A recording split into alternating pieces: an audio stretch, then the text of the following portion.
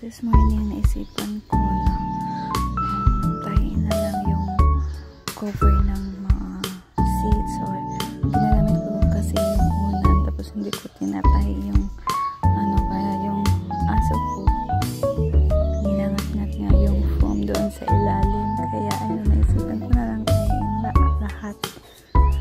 Ayan, maganda naman yung kalabasan, medyo hindi nakita yung foam kasi ginangat ang aso ko. Akala ko siguro niya pagkain niya doon sa ilalim. Ayan, pinagtsagaan ko muna tayo maging resourceful na lang tayo para hindi tayo bili ng bili. Ayan, yung mga unan na niya ay mga lumang unan ko, ginawa ko seats, nilagay ko sa mga chairs, kaya ayun, ginawan ko na lang ng paraan para magamit ko, kasi foam yan maganda siya upuan kasi malambot. Ayan ang ginawa ko para hindi na siya ngat-ngatin ng aso ko. Ayan, lagi kasi niya ginangat-ngat pag nakita niya yung foam sa ilalim, ginangat-ngat niya, nakakainis. Pero pag hindi niya nakita yung foam, okay lang, hindi naman siya nangangat-ngat. Kaya ito, pinagtyagaan ko na lang. Tapos ayan, nakadalawa na ako, dalawa na yung nagawa ko, 4 yung tatayin ko.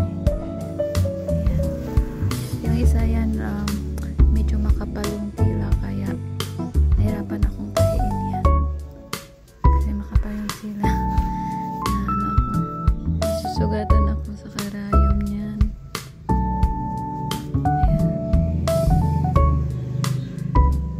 Sa umaga kasi pag nakaupo ako sa porch, marami akong naisip na gusto kong gawin. Minsan pag wala akong ginagawa ko na lang while nagkakape ako. Hindi pa nga pala tapos magkape. Ayun, while nagkakape ako, marami akong naisip, marami akong pwedeng gawin, lalo na nasa harap lang yung garden ko. Yun, iniisip ko magtanim ng kung ano-anong gulay. Nagsisimula ng ulan, kaya ayun, naisip ko after ko magtanim ng mga ulan, magtatanim ako.